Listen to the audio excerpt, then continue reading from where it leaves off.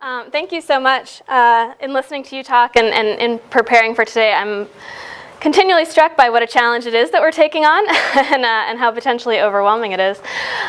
So this is a new project for ISC, and so what I'm going to be talking about really is the process that we're kind of proposing to undergo, something that we're just getting started. So not so much reporting on results or specific recommendations, but really telling you about the process and where we intend to go with this, where we think it's going, although definitely is going to be an evolving process. I wanted to start by giving you a little bit more information about, I already hit the wrong one. You got it. There we go. A little bit more about the Institute for Sustainable Communities. Some of you might just be interested to know about environmental nonprofits that work here in the state of Vermont.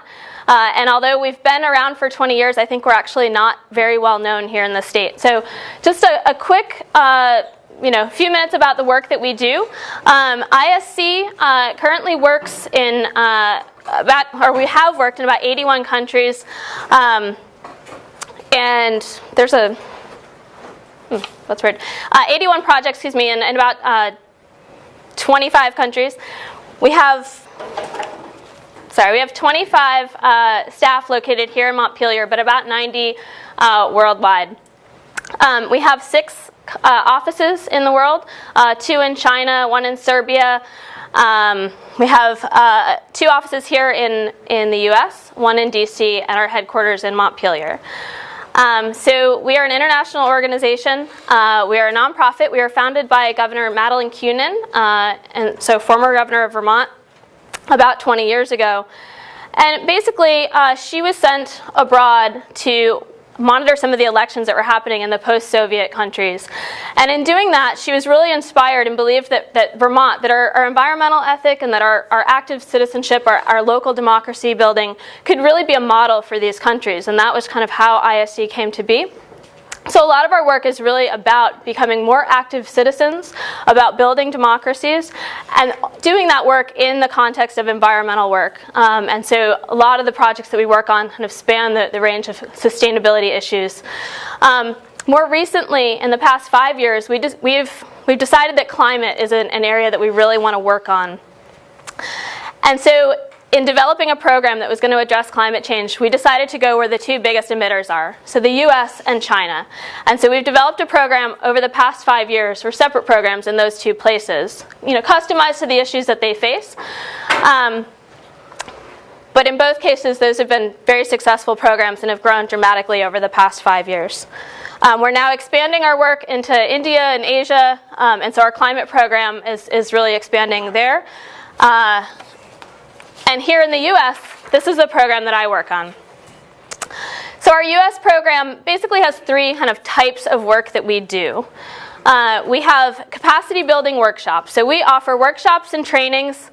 These are generally targeted to local government officials. So we have realized that in the U.S., the bulk of the climate work, the bulk of the impact that we can have is probably in local communities. There are folks that are working nationally to advocate for climate policy, but we feel like where the action really is in local communities, in cities, in communities, and in some cases in regions around the country, and that's where we can really gain some traction. And so our programs are really targeted there. We have 2 different training programs that we offer. We have we call the Sustainable Communities Leadership Academy. And that's a program that I work on, and we'll explain a little bit more. And then we have the Urban Sustainability Leadership Academy. And that program particularly trains people who have the title Sustainability Director.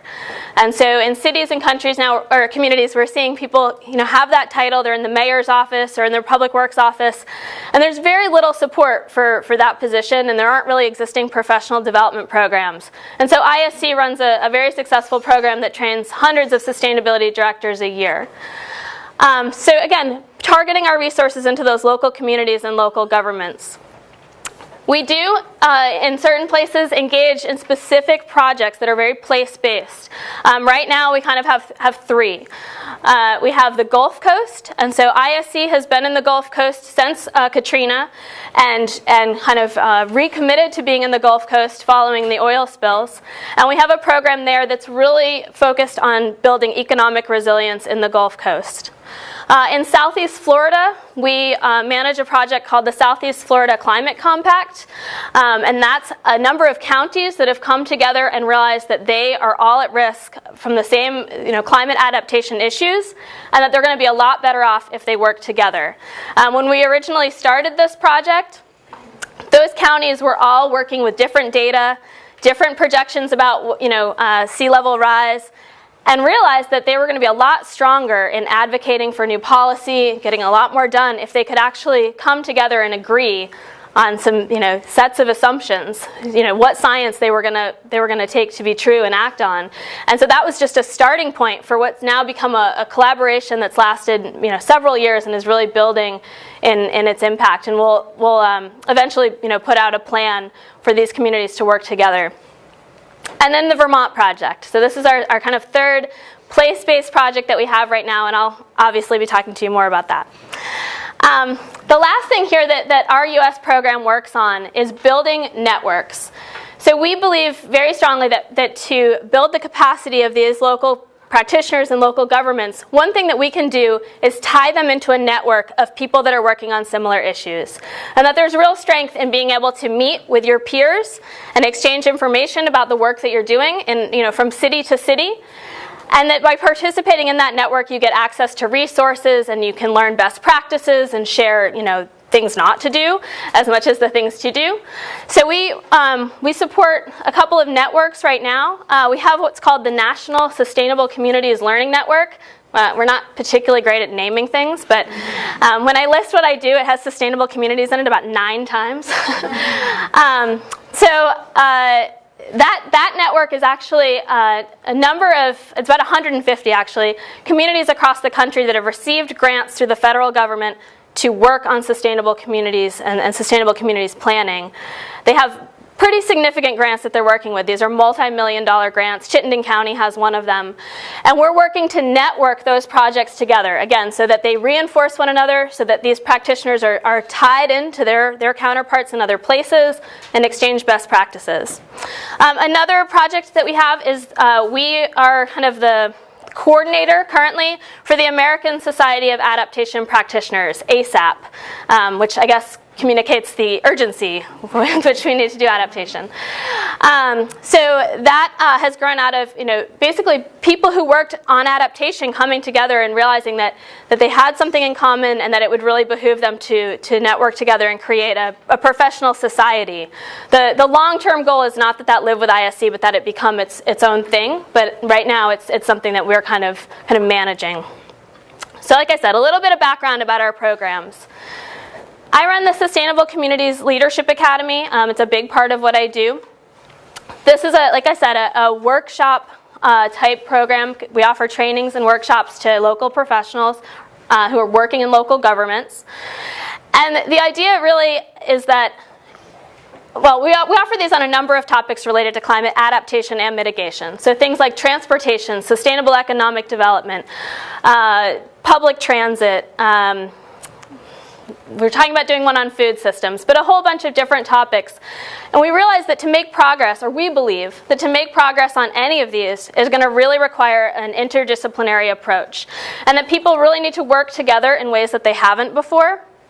So the way that our workshops are structured is we actually bring a team from a given place, and they come, so we'll have 10 or 15 teams come from different cities, different communities, and they're working together. And these workshops last 3 days, very intense 3 days. And there's time each day for the communities to work together. And so, for example, if we're working on climate adaptation, we're about to do a workshop in Portland, Oregon next week.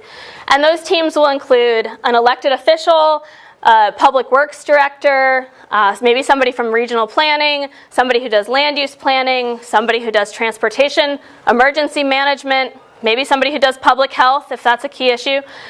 In that particular place, they put together a team that reflects their challenges, and they come, and for 3 days they're learning together and they're working together. And then there's also time, again, for them to meet back with their peers. So all of the folks who work on land use planning can get together, all of the folks who work on emergency management can get together.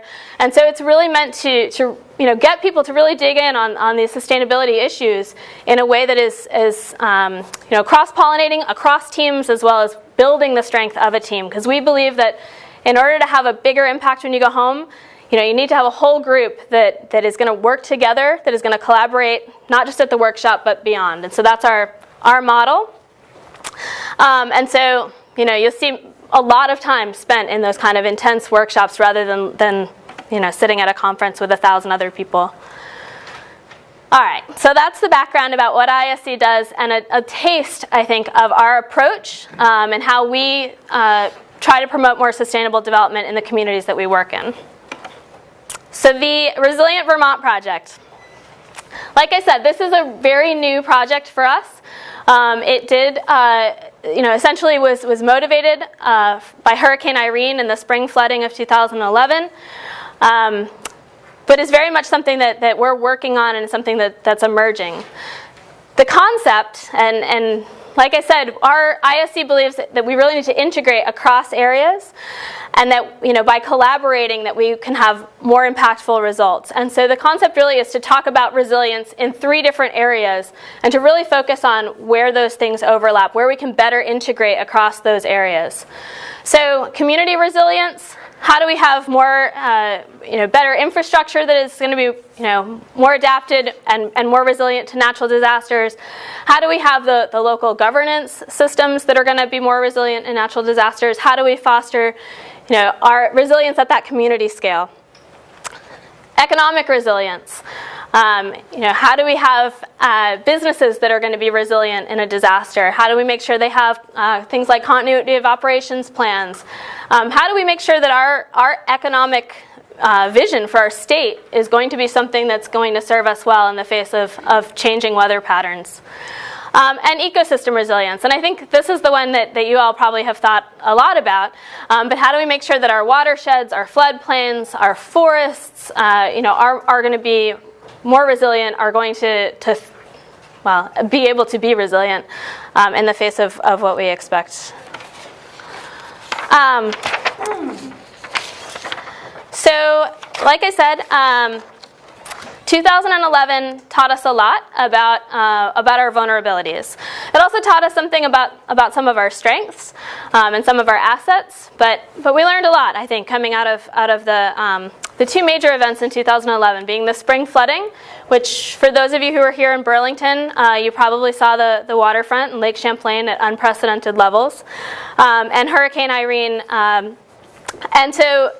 and I think you've talked apparently about some of the magnitude of that impact.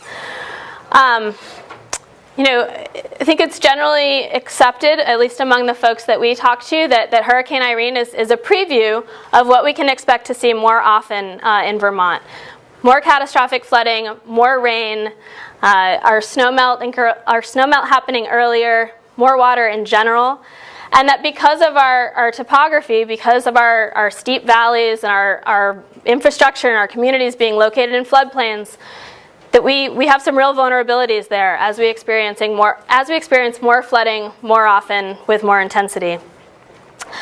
I know that in a week or 2 weeks, maybe Carrie Dolan is coming from the Vermont Agency of Natural Resources, and she'll speak to you a lot more about some of the details of where we see those vulnerabilities, how we're measuring and understanding those vulnerabilities.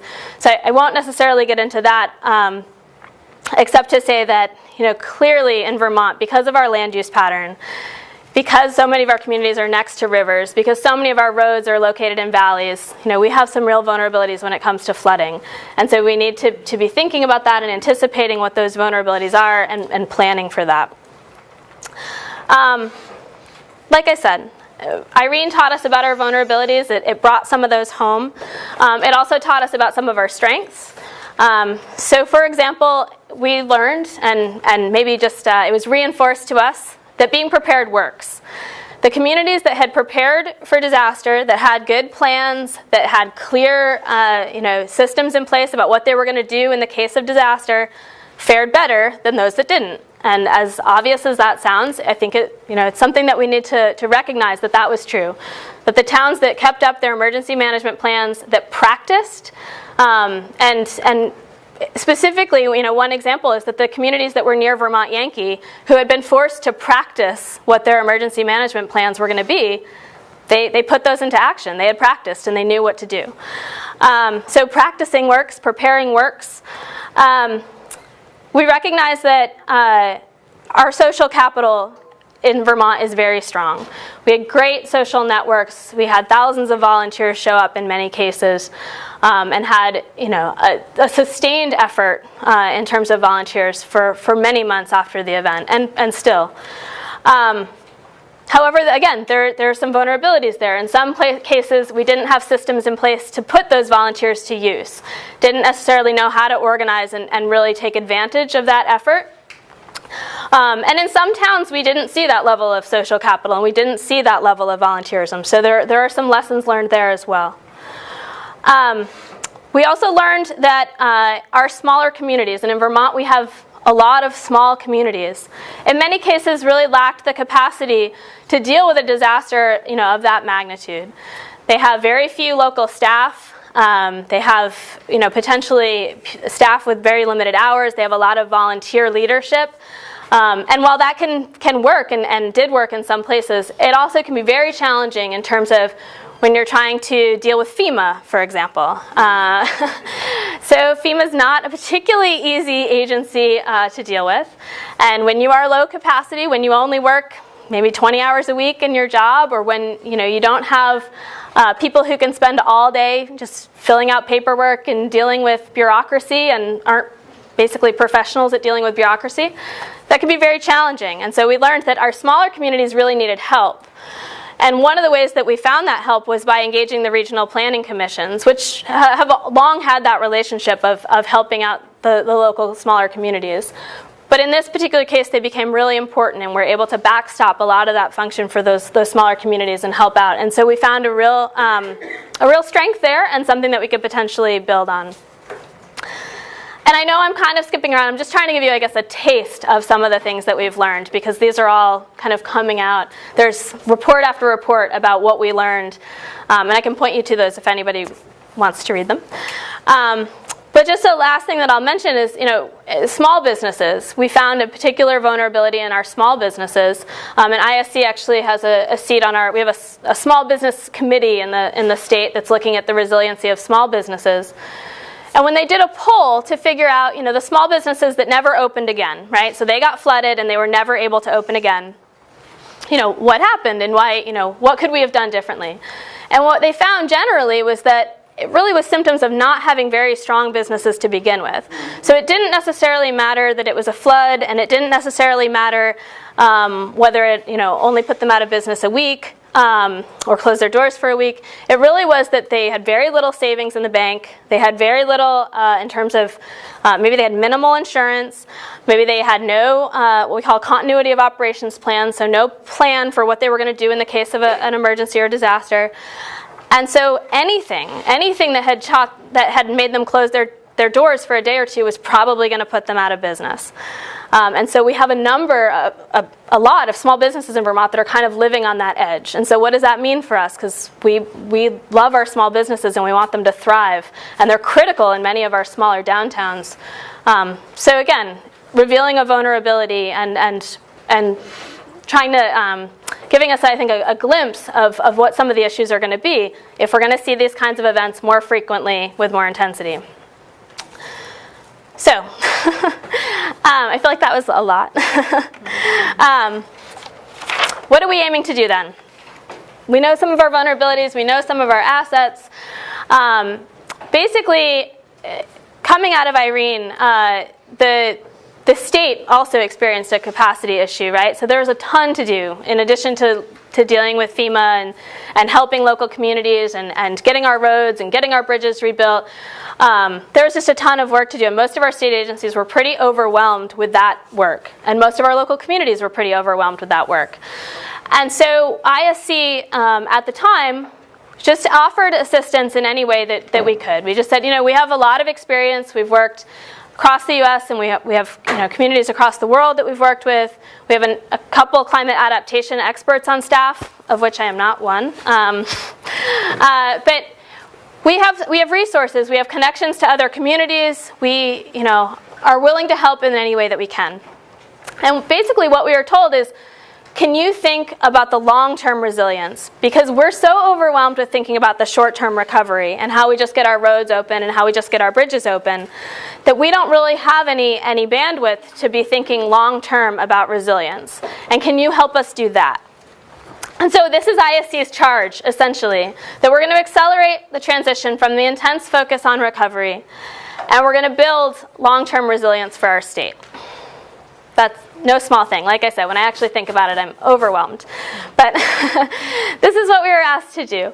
And we were asked to help to better integrate these efforts because we know that there's tons of good work going on. We know that there's a great floodplain program that Carrie Dolan will tell you about that's doing great work. And we know that there are people who are trying to help with some of the social systems that we need. And we know there are people who are trying to help with the emergency management. There are people who are trying to help our small businesses. But how do we actually get everybody, my favorite term somebody used is rowing in the same direction, right? How do we actually bring all these things together and think about them in a way that brings together community resilience, ecosystem resilience, and economic resilience, and actually kind of fits them all under one umbrella, if you will. So,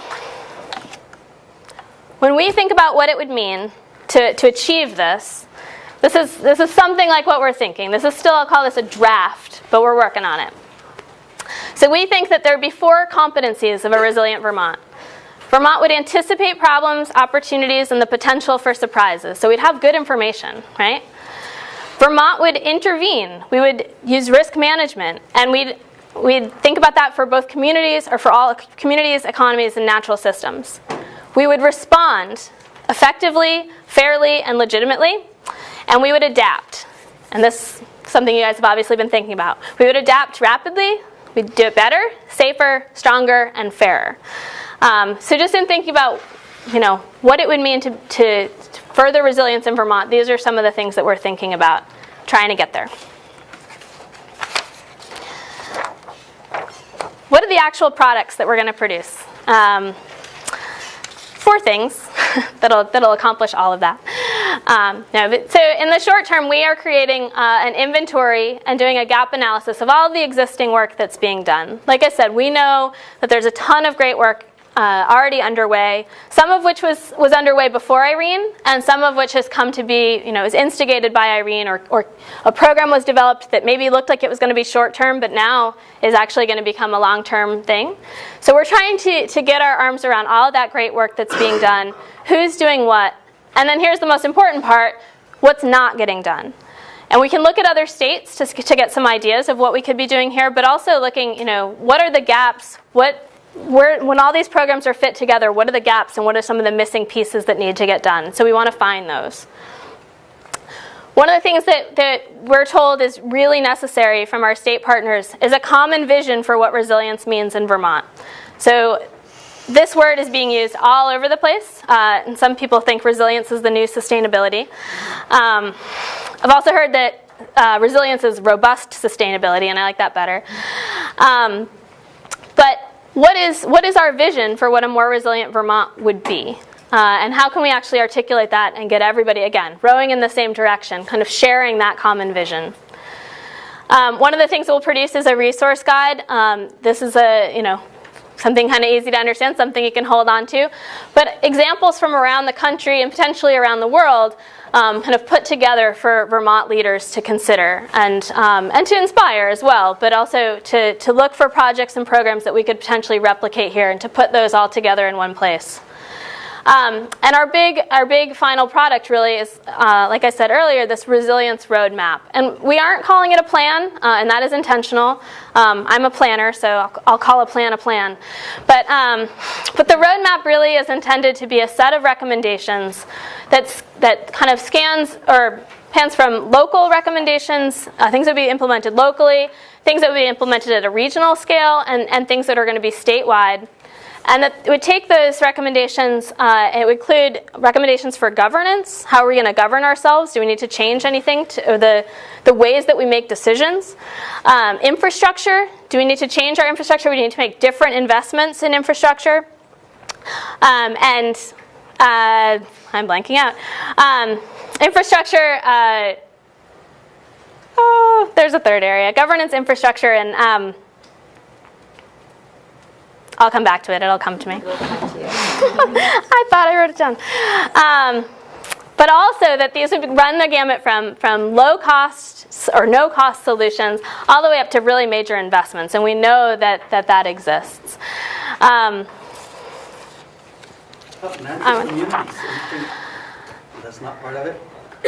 Well, it is, but they fall under those categories, right? So we aren't taking the ecosystem decisions separate from our community decisions necessarily. So yeah, I mean, for example, the restoration of floodplains, and tie that in with what our economic goals are for our communities. That's the goal. So we have an 18-month timeline, and the clock has already started ticking, so we're already in this. We're doing this kind of visioning process in particular, and then also getting to these recommendations through a stakeholder process. And so we start that off with a meeting this October. And these are specific stakeholders that have been selected to represent these different areas. So people who are engaged kind of from the community perspective, from the ecosystem perspective, from the economic perspective, and bringing them all together, again, to try to create a shared definition that we can all work with, and also to understand all the things they already have going on and try to get some alignment of those things and create some new partnerships, new collaboration. So October we'll kick off and bring a group together. And that'll be more about the creating that vision and where we're going. And then in April, we intend to bring a bigger group together. And we're calling this our Solutions Summit. But this is where we really want to get all the ideas out on the table about what we could be doing. So we'll have completed our gap analysis. We'll have brought in examples from other places in the country and have given people enough information to start generating ideas for what else we could be doing, ideas for new ways we could be doing the things we're already doing. And then finally, we expect to bring this all together around next June. And throughout this process, it's worth saying we do also have a group of advisors that we're meeting with, and they represent different leaders in the community, different leaders in businesses, and kind of the NGO world as well, to help advise this process and to make sure we end up where we want to go. Oh, I did write it down. Policy. There it is. That's obvious. So as I was writing down my kind of key considerations and challenges, I realized that I was very much wrapped up in the key challenges for the process that we're about to undergo. But it's worth pointing out there's obviously just the huge challenge of how do we do this? How do we actually make Vermont more resilient? And there's a lot of big challenges there. I was on the phone with Deb Markowitz, who's the Secretary of the Agency of Natural Resources this afternoon, and she's like, well, there's no money. I mean, right? Like that, there you go. That's the biggest challenge that we face, is how are we going to make these investments? How are we going to afford to do things differently? And so how do we decide how we're going to make those investments and where we're going to generate those funds?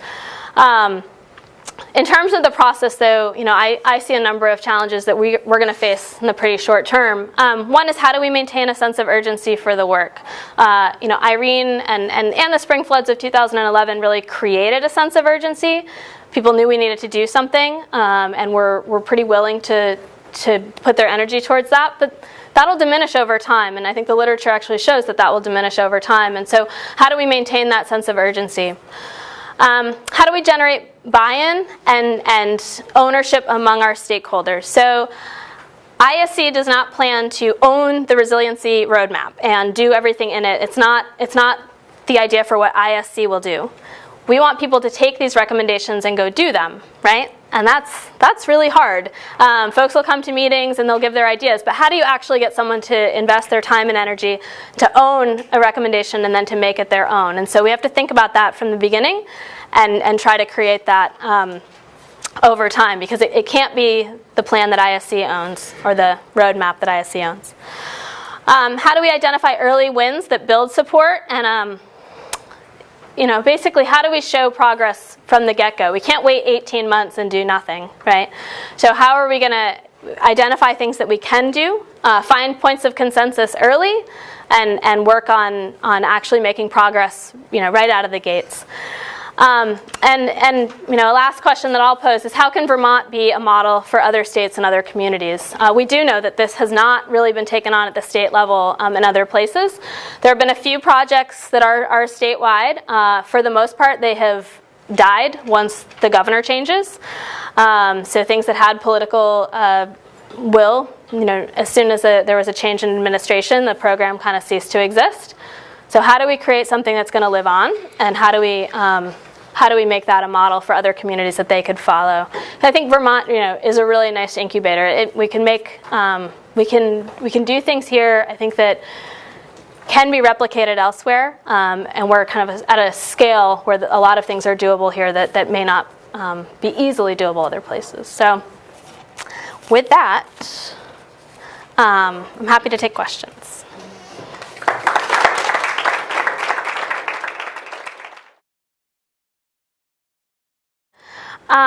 It's a great question, and we have had some interest. ISD does take on interns, I would say most of the year. There's an intern in the office somewhere, so not necessarily on the Resilient Vermont project, but you know, on different projects. So definitely, if you're interested in looking for that, you can email me. On the Resilient Vermont project in particular, I'm not sure yet. I talked to Amy earlier. There might be the potential to involve a group of students in some way. I don't think we're going to take on interns just for this particular project, but I would say that could change. That's a perfect question. I couldn't decide the right level of detail to provide, but the way that ISC, when we're bringing together a group of stakeholders, and that will be who decides what we mean by resilience in the end, is our stakeholders.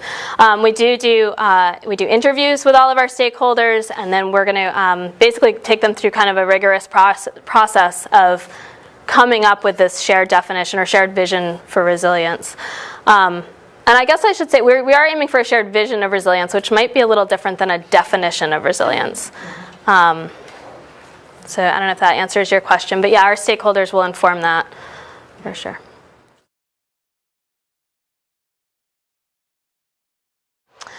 I think yes. I mean, the short answer is yes. We're definitely aware that there are all different perspectives, particularly when it comes to land use. I think that's very contentious.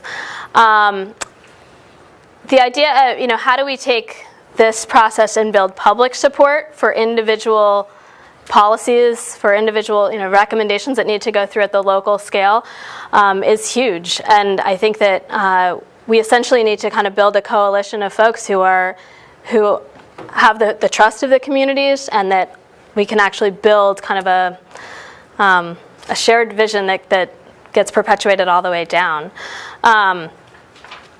How we'll do that exactly, I don't know. I think we are looking, you know, in these workshops to bring together local community members as well, and to think through how we'll have that vision translate. I know a number of the regional planning commissions are also looking to put resilience into their plan. So, you know, again, the idea to get all of these things aligned so that they're all reinforcing one another, because I think that when things don't match, that's when, you know, people point that out, and it's a weakness in kind of our approach if things are not all pointing in the same direction. But I mean, there's always going to be resistance, I think, to development regulations. So.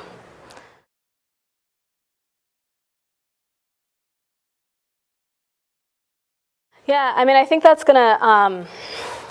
What we're looking to do really is take an inventory of all that's already been done and use that information. I mean, this isn't a huge program or project, and it's not funded as its own research project by any means. So this will be pooling together what's already known from a variety of sources. So the Agency of Natural Resources has been doing a vulnerability assessment. You know, I know UVM has data, and so we'll be looking to kind of build an inventory of all that's already been done, and then hopefully reach some consensus around, you know, which scenario we're gonna use and kind of operate with. I don't think it's going to be 100%, you know, like we all totally agree that this is the idea, but or that this is the scenario. But I think that we can at least move the ball significantly forward from where it is right now. I can totally picture that a spin-off, you know, a recommendation is full-on, scenarios planning of certain policy recommendations. That's not someplace we're going to get to between now and June, right? So between now and June, what we can reasonably accomplish is getting everybody on the same page, knowing even what data exists, what we can expect to happen in Vermont, having a sense of where that information came from, and then what steps we want to do with that, and what those kind of key questions are. Like I said, what are those key gaps, those things that we're not doing, that we're not taking action on, and those are going to be some of the recommendations that come out. I mean, I hate to say it, but some of the recommendations are going to be more study, which nobody wants to hear that. Everybody wants action right away. I mean, that's what we're being told, is put things in action. We want to see changes, right away. But some of the things are going to be future study and working with towns to play out scenarios and helping regional planning commissions use their GIS capacity to do that. That's what I would expect, a set of recommendations will include.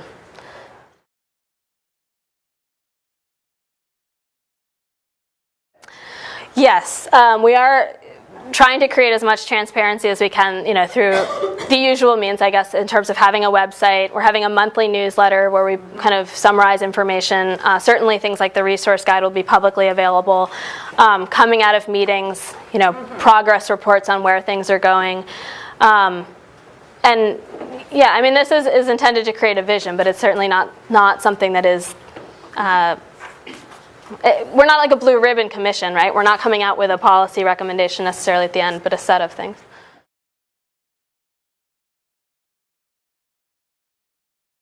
In like a general sense.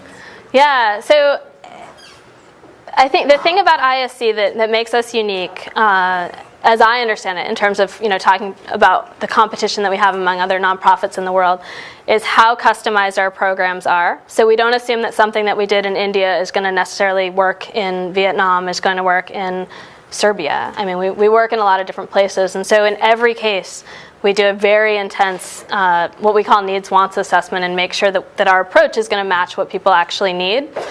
And that. Again, it seems like an obvious point, but it actually doesn't happen very often. I think a lot of our competitors have a model, and they try to take that around the world. And that's not something that we really do. We create very customized programs everywhere we go. Yeah, and there's a number, I think, of examples of that. So where we start the conversation when we go into a community totally depends on where they are. What are their strengths? What are their weaknesses? What do they perceive as the biggest challenges? And then creating something around that. One thing that we are running right now,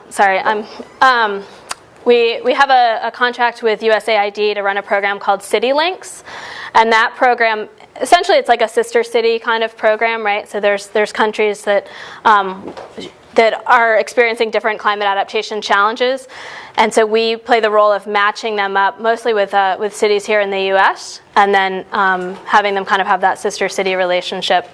That program is just kind of getting started now.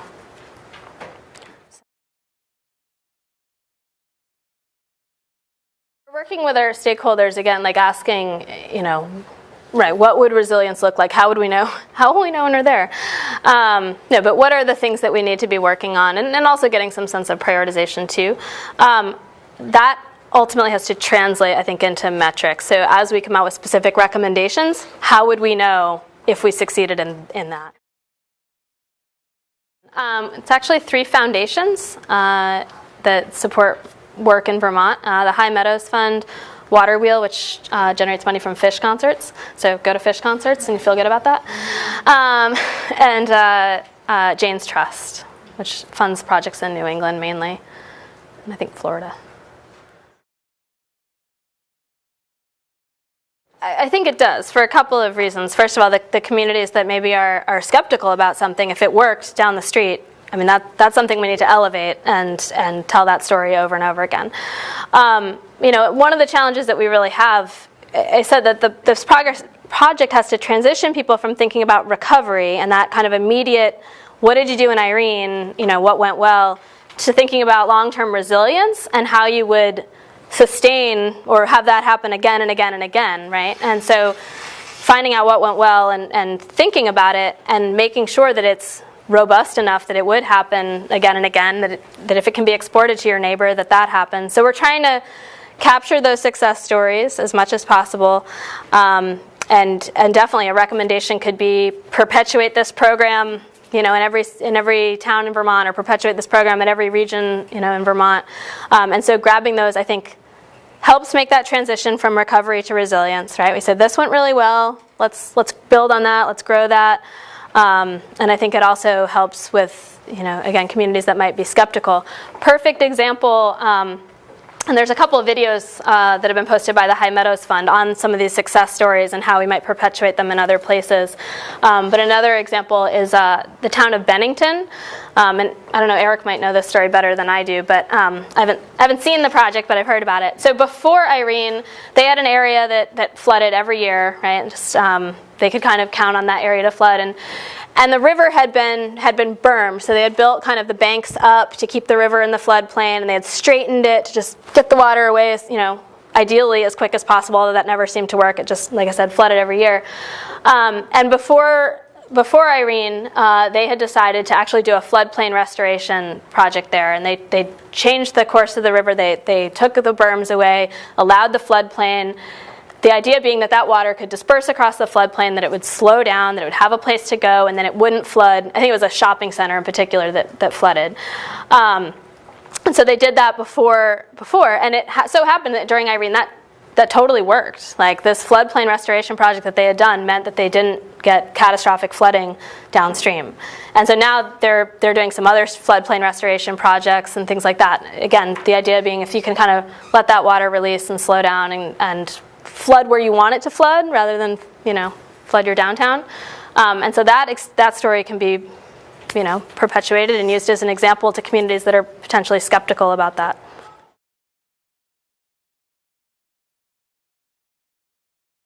Right. I think Carrie will probably talk a lot about that. Is it next week? I think Carrie Dolan's in a couple weeks. So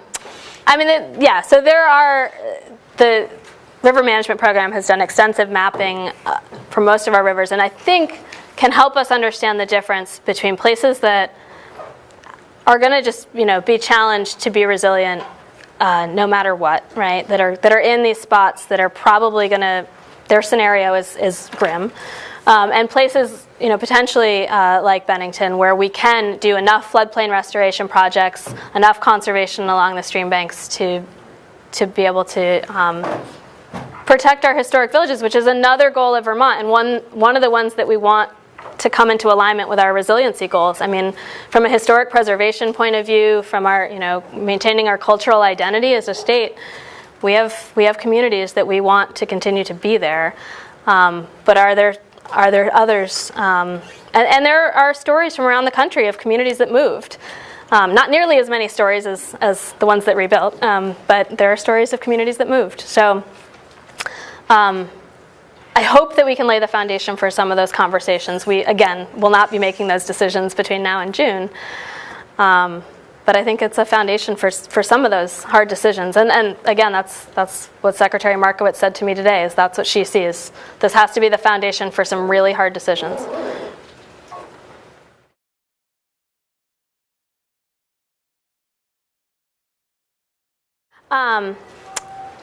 So in general, our starting point is not trying to convince people that climate change is happening.